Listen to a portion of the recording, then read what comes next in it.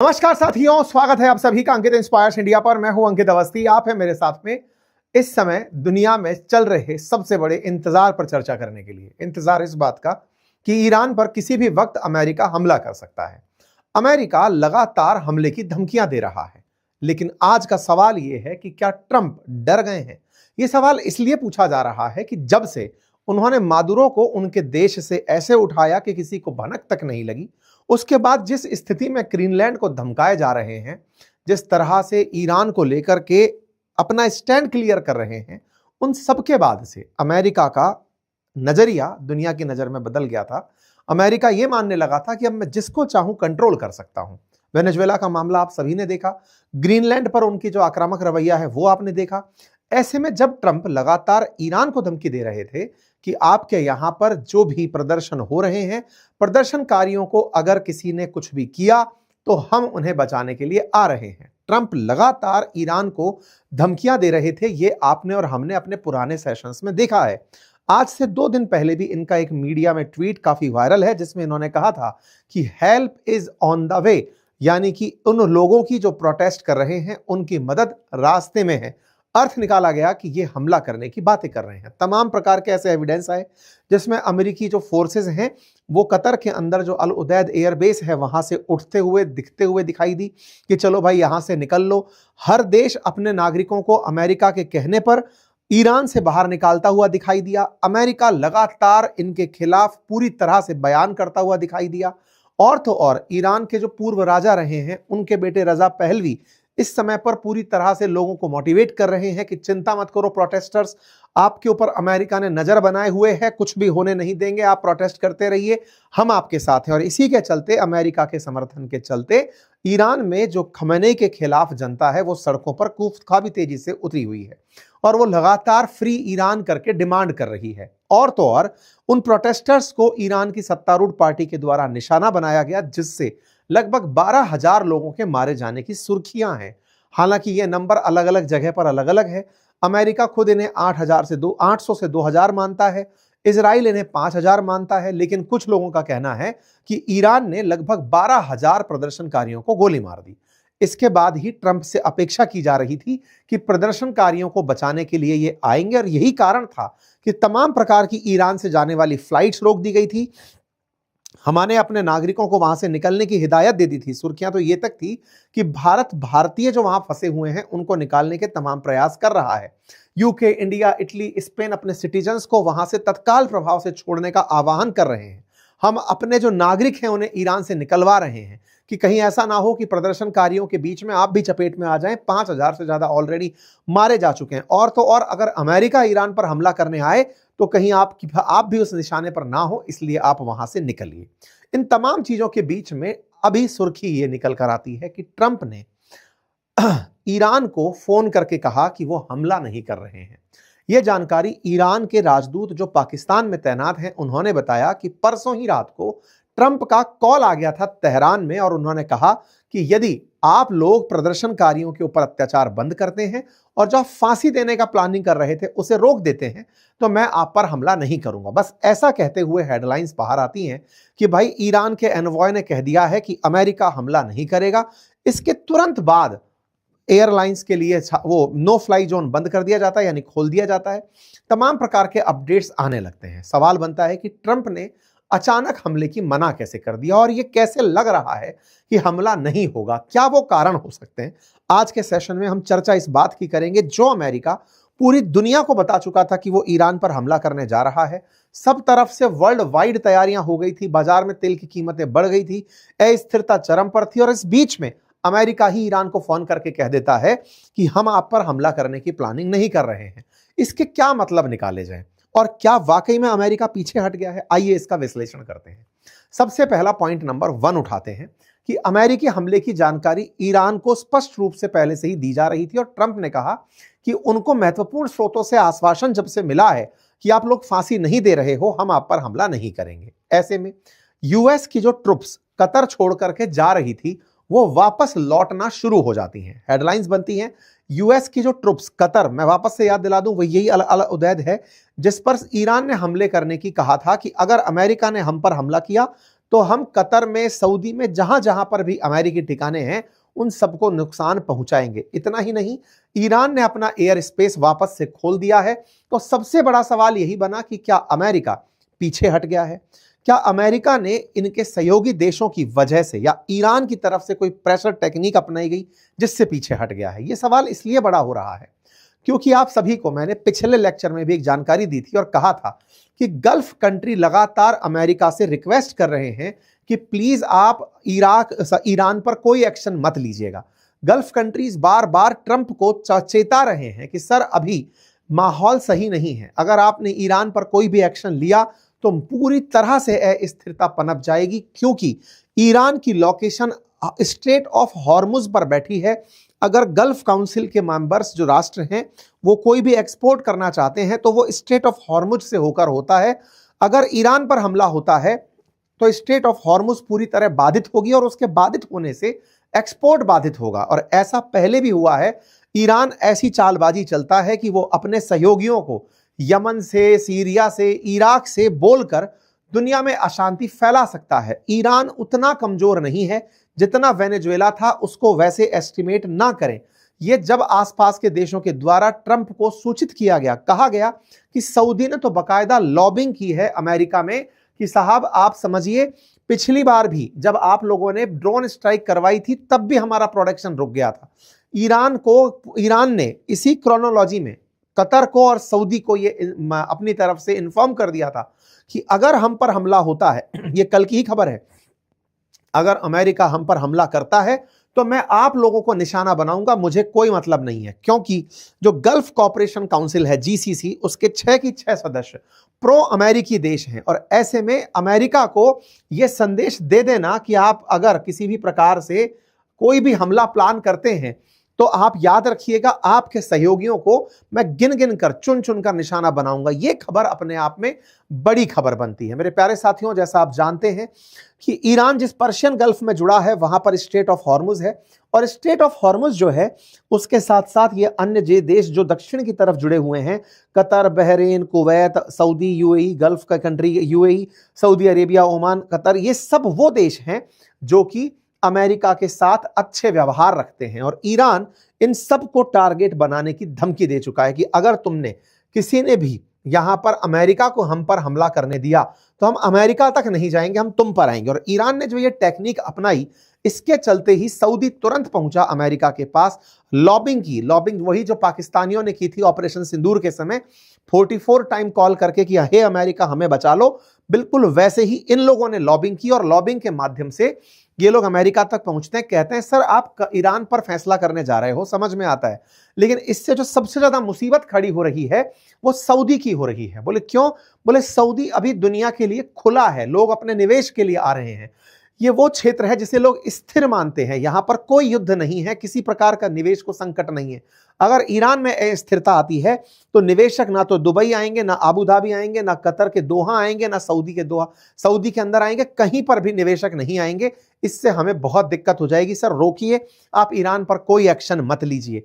Straight of Hormuz Iran कभी भी बाधित कर सकता है, पूरी दुनिया का तेल प्रभावित हो सकता है। यहां से अगर रास्ता इसने बैन कर दिया तो एशिया के 82% ऑयल की जरूरत इस रास्ते से पूरा होती है। $600 बिलियन का सालाना तेल इस स्ट्रेट ऑफ हॉर्मुज से होकर जाता है। अगर ईरान ने इस रास्ते को बाधित कर दिया तो सर हमारा एक्सपोर्ट रुक जाएगा, आप मारने इसको जाओगे, मर हम जाएंगे। आपसे रिक्वेस्ट है डोनाल्ड ट्रंप, आप भी रुक जाइए। ईरान की धमकियां काम आई और अमेरिका रुक गया। जीसीसी देशों की समझाइश अमेरिका के काम आई, इसी के चलते शायद ये हुआ। अब एक और अपडेट निकल कर आता है और वो ये कि प्रदर्शनकारियों को ईरान के रिवोल्यूशनरी गार्ड अब मारना बंद कर दिए, उसकी जगह इन्होंने तरीका अपनाया। तरीका यह अपनाया, असल मायने में ईरान का बॉर्डर साझा होता है इराक के साथ और इराक में भी शिया मुसलमान प्रचुरता से पाए जाते हैं। ईरान भी शिया मुसलमानों का गढ़ है। ऐसे में यहां से इराक से अपने समर्थकों को या फिर जो ये कहिए कि शिया मिलिशिया हैं उन्हें बुलाने का ईरान ने आदेश दिया। और हुआ ये कि इराक से बड़ी मात्रा में प्रोटेस्टर्स को खत्म करने के लिए भाड़े के लोग बुलाए गए और उन भाड़े के लोगों को बुलाने के लिए बकायदा 50 से अधिक बसेस गई जो ब्लैक शर्ट में लगभग 50-50 लोगों को लेकर आई बॉर्डर एरिया से। वो सब की सब एक जैसे दिख रहे थे। यहां से $600 प्रतिदिन के हिसाब से उन्हें प्रति मंथ के हिसाब से उन्हें लाया गया। ये वो लोग थे जो इराक की खराब अर्थव्यवस्था के चलते बेरोजगार थे और ईरान में जो रेवोल्यूशन हो रहा है, इस्लामिक रेवोल्यूशन, उसको बचाना चाहते थे। ये वो लोग थे जिन्हें अमेरिका से नफरत है। ये वो लोग थे जिन्हें जियोनिस्ट रेजाइम से नफरत है, जो नहीं चाहते कि इजराइल के कहने पर अमेरिका ऐसी हरकतें करे। ये लोग बड़ी मात्रा में भर भर कर यहां से निकलते हैं। कुछ तस्वीरें आती हैं यहां पर, पहले मतलब हमले के जो विमान है वो हैं, व्हीकल्स हैं, उनमें भर करके जाते हुए लोग दिखाई देते हैं। किस प्रकार से यहां पर सैनिक जा रहे हैं, तस्वीरों में दिखाई देते हैं कि ये सब लोग बदल बदल के वेशभूषा, सेना के रूप में नहीं बल्कि अपनी एक अलग पहचान बनाकर दिखाने ये गए हैं कि हम धार्मिक यात्रा पर जा रहे हैं, बॉर्डर क्रॉस करके ईरान में एंट्री करते हैं। उद्देश्य प्रदर्शनकारियों को भीड़ में घुस करके मार देना। यह नंबर वाकई में हजारों में है। ऐसा मैं क्यों कह पा रहा हूं? हाल ही में फॉक्स न्यूज जो अमेरिकी चैनल है, उसने ईरान के विदेश मंत्री से यह सवाल किया तो उन्होंने स्वीकार किया कि हजारों में नहीं, सैकड़ों की संख्या के अंदर प्रदर्शनकारी मारे गए हैं और उनके नंबर हम जल्दी ही बाहर कर देंगे। आज ही सुबह की बात है। इसका मतलब ईरान खुद ये मानता है कि प्रदर्शनकारी मारे गए हैं और ट्रंप चूंकि इस तरह से जो ईरान की टैक्टिक्स हैं उनका सॉल्यूशन नहीं ढूंढ पा रहे हैं, क्योंकि ट्रंप खुद नहीं समझ पा रहे हैं कि वो गोला सही में मारे कहां। क्योंकि प्रदर्शनकारी दो तरह के हैं, प्रो गवर्नमेंट भी हैं और एंटी गवर्नमेंट भी हैं। जो एंटी गवर्नमेंट हैं उन्हें ईरान भी मरवा रहा है, लेकिन जो प्रो गवर्नमेंट खड़े हुए हैं वो इतनी बल्क और बहुतायत में है, जो कि ईरानियन सिविलियन है और वो अमेरिका के खिलाफ खड़े हैं। अगर अमेरिका के किसी बॉम्ब से उन लोगों की जान चली जाती है तो पूरा पूरा सेंटिमेंट एंटी अमेरिका हो जाएगा और अमेरिका बहुत पिछड़ जाएगा। इसी चलते ट्रंप को दिक्कत यह हो रही है कि मैं बॉम्ब मारूं कहां, क्योंकि तेहरान में अगर बॉम्ब मारने जाता हूं तो वहां दोनों तरह के लोग हैं और यही कारण है कि लोग ट्रंप को बुलाने वाले भी परेशान हैं कि गोला पड़ेगा कहां, और बिना गोला पड़े ये कुछ कर नहीं सकते। इसी के चलते इजराइल तक ने अमेरिका को यह समझाया कि आपने जो वेनेजुएला में किया, पूरे समय शांति से देखते रहे चीजें, मादुरो को उठाकर लिया है, कुछ ऐसा सॉफ्ट ऑपरेशन आप प्लान करिए ईरान के अंदर, वहां पर सत्ता परिवर्तन करवाइए, वहां पर लोगों के अंदर क्रांति ले आइए, मैक्सिमम प्रेशर टेक्निक अपनाइए। जैसे हाल ही में ईरान से व्यापार करने वालों पर 25% एडिशनल टैरिफ आपने अनाउंस किया है, वैसा ही कुछ कर दीजिए। और ऐसा करते हुए अमेरिका ने तुरंत प्रभाव से 18 ऐसे लोग जो शैडो फ्लीट्स के थ्रू ईरान का तेल बिकवा रहे थे, शैडो बैंक्स के थ्रू पैसा ट्रांसफर कर रहे थे, क्योंकि आप में से भी बहुत सारे लोग एक प्रश्न के साथ तो बैठे होंगे कि ईरान पर इतने प्रतिबंध हैं, पैसा कहां से आता है। तो मैंने पहले भी आपको बताया था, जब वो वाला केस हुआ था, जब ईरान से वेनेजुएला एक जहाज जा रहा था बेला 1 करके, जिसे फिर रशिया की तरफ जाना पड़ा और अमेरिकियों ने जिसको जब्त कर लिया था। तो ईरान, वेनेजुएला और रूस मिलकर के अपने तेल को मार्केट में बिकवा रहे थे और फेसेस के थ्रू और लोगों के नाम के थ्रू, और उस पैसे को किन्हीं और रास्तों से होकर ईरान तक पहुंचाया जा रहा था। तो अमेरिका ने ऐसे 18 बड़ी फर्म रिकॉग्नाइज की हैं जो शैडो बैंकिंग के माध्यम से ईरान का तेल बिकवाकर पैसे को ईरान तक पहुंचा रही थी। तो अमेरिका ने उन्हें रिकॉग्नाइज करके उन्हें पाबंद किया है कि बेटा तुम अब अमेरिका में व्यापार नहीं कर पाओगे। इससे और ज्यादा प्रेशर खड़ा होगा, या कहिए कि ईरान का तेल भी नहीं बिकेगा, तो उसके तेल को जो काला बाजारी से करके बेचते थे वो भी अब नहीं बेच पाएंगे। इस वजह से यहां पर बड़ी दिक्कतें हो सकती हैं कि ईरान को फाइनेंशियल पैदा की जाए। ऐसे में ट्रंप ने जो वेनेजुएला पर या फिर ग्रीनलैंड पर आदेश देते आ रहे थे और जो फैसले लेते आ रहे थे, ईरान के लिए फैसला उनके लिए इतना आसान नहीं था। यूएन की बैठक बुलती है, सिक्योरिटी काउंसिल की बैठक बुलाई जाती है ईरान में हो रहे प्रोटेस्टर्स पर जो हमले हैं उनके खिलाफ अमेरिका द्वारा। अमेरिका बजाय खुद, बड़ा इंटरेस्टिंग है, जब वेनेजुएला पर हमला किया तब अमेरिका ने यूएन को बिल्कुल नहीं गांठा। उसके बाद में 66 संगठनों से बाहर निकल गया और कहा यूएन कौन होता है, यूएन करके, इस तरह से मार्को रूबियो ने कहा। लेकिन वहीं दूसरी तरफ अब ईरान में प्रदर्शन हो रहे हैं, प्रदर्शनकारियों पर गोले चल रहे हैं। अमेरिका ईरान के सामने खुद को मतलब असक्षम पा रहा है कि मैं वाकई में अभी कुछ बिगाड़ने की स्थिति में नहीं हूं, तो वो यूएन की बैठक बुलवाता है और यूएन की बैठक में ईरान के कुछ पत्रकारों को बुलाया जाता है जो प्रदर्शनकारियों के साथ हो रहे बर्ताव पर प्रतिक्रिया देते हैं। ऐसे में अमेरिका दुनिया के सामने रखता है। ये एक ईरानियन पत्रकार हैं जो कहते हुए रोने लग जाती हैं कि हमारे प्रदर्शनकारियों पर बहुत ज्यादा जातियां हो रही हैं, अमेरिका आप कुछ करने आओ। अमेरिकी बोलने लगते हैं कि अमेरिका पूरे दुनिया में फ्री वर्ल्ड चाहता है और इसी के तहत सत्ता के लिए इस तरह का संघर्ष कर रहा है। यहां पर रूसी लोगों को भी मौका मिल गया। वैसे रूस से अपेक्षाएं बहुत थी, ईरान को भी थी, वेनेजुएला को भी थी, लेकिन पता नहीं रूस कहां गायब हो रखा है। यूएन के अंदर तो चलो फिर भी रूस बोला, रूस की तरफ से प्रतिक्रिया आई कि अमेरिका इस तरह से जबरन रेजिम परिवर्तित कर रहा है, एक संप्रभु राष्ट्र के अंदर खुद उग्र प्रदर्शन करवा रहा है, सत्ता परिवर्तन के प्रदर्शन में उसे सफलता नहीं मिलेगी, अमेरिका को यह करने से बचना चाहिए। बाकायदा ये यूएन के नियम पढ़ाते हुए रूसी लोग दिखाई दिए कि रूस ने, मतलब यूएन के अंदर ये वो लिखा हुआ है, प्रबंधन लिखा हुआ है कि इस तरह से कोई भी देश जो संप्रभु है उसकी सत्ता परिवर्तन किसी दूसरे देश के प्रभाव से नहीं कराई जाएगी। रशिया वालों ने अपनी तरह से इन सारे उपबंधों को पढ़ के सुना दिया कि देखो साहब ऐसे ऐसे है, आप कृपया करके ये मत करिए। इस पर ईरान ने अपनी तरफ से कहा कि हम एक संप्रभु राष्ट्र हैं, हम पर प्रेशराइज करके ये सारे करने का काम प्रयास किया जा रहा है, ये हम होने नहीं देंगे। अमेरिका के राष्ट्रपति अब अपने ही देश में लोगों से समर्थन की मांग कर रहे हैं कि मैं अगर कोई एक्शन लूं तो गलती से वो गलत ना हो जाए, तो अब अपने सांसदों से ईरान पर एक्शन लेने के लिए मुहिम चला रखी है। इस पर ईरान के विदेश मंत्री ने अमेरिकी न्यूज़पेपर को इंटरव्यू देते हुए कहा, चैनल को इंटरव्यू देते हुए कहा कि साहब सुनिए, लोग प्रदर्शन में मारे गए हैं, लेकिन वो प्रदर्शनकारी राष्ट्र विरोधी आतंकी गतिविधियां कर रहे थे, सरकारी संपत्तियों को नुकसान पहुंचा रहे थे। दुनिया को जो भी चल रहा है हम बताने को तैयार हैं। ये जो फेक नैरेटिव फैलाया जा रहा है ईरान के बारे में, ये कतई उचित नहीं है। ये बात पब्लिक के बीच में आती है। फिर इस बीच में पूछने के लिए प्रेस के बीच में प्रेस सेक्रेटरी के साथ में लोग सवाल जवाब करते हैं कि क्या वाकई में अमेरिका हमला करने की प्लानिंग कर रहा है। इस पर जो कैरोलिना लेविट हैं, इनके यहां से स्पोक पर्सन, वो बोलती हुई दिखाई देती हैं कि देखिए ट्रंप जो चाहते हैं वो वही करते हैं, उनके बारे में कुछ भी नहीं पता, सारे ऑप्शंस टेबल पर रखे हैं, ट्रंप हर घटना को पूरी तरह मॉनिटर कर रहे हैं, अब वो क्या चाहेंगे वो वही जाने।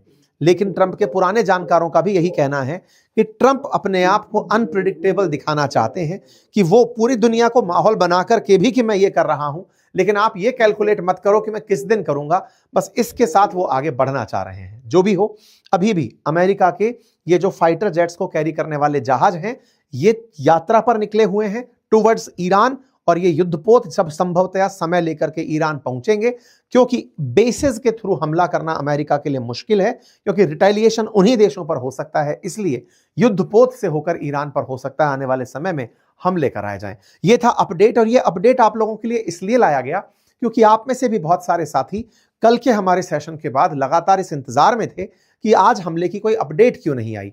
तो ऐसे में कौन से प्रेशर टैक्टिक्स काम कर गए और क्या वाकई में ये बादल छट गए, क्योंकि बाजार ने जैसे ही इस मैसेज को सुना कि ट्रंप ने ईरान से बात करके कहा है कि अभी हमले की प्लानिंग नहीं है, कह रहे हैं बाजार में तेल की कीमतों में फिर से गिरावट आई है और बाजार फिर से उठने लगा है। ये खबर इतनी मायने रखती है। बाकी आप लोग इसे कैसे देखते हैं जरूर बताइएगा, और बाजार में अगर आप भी रुचि रखते हैं तो डीमैट अकाउंट बनाइए। जो स्टॉक्स आपको लगते हैं ठीक है, फ्री डीमैट अकाउंट का लिंक कमेंट बॉक्स में दिया है। आप जाकर के अपने लिए स्टॉक मार्केट से ट्रेड करना चाहते हैं, सीखना चाहते हैं, तो हमने प्रॉपर तरीके से आपके लिए कोर्सेज बनाए हुए हैं बातें बाजार की एप्लीकेशन पर, जिसका लिंक कमेंट बॉक्स में पिन है। वहां जाकर के आप हमारे कोर्सेज ले सकते हैं। और अगर आप म्यूचुअल फंड में इन्वेस्ट करना चाहते हैं तो डिटेल म्यूचुअल फंड की जानकारी प्रॉपर तरीके से कि आपके लिए कौन सा सही, कब आपको इन्वेस्ट करना चाहिए, वो भी हमारे एप्लीकेशन पर उपलब्ध है। बातें बाजार की एप्लीकेशन, जिसका लिंक कमेंट बॉक्स में दिया गया है। थैंक यू सो मच, अपना ख्याल रखें।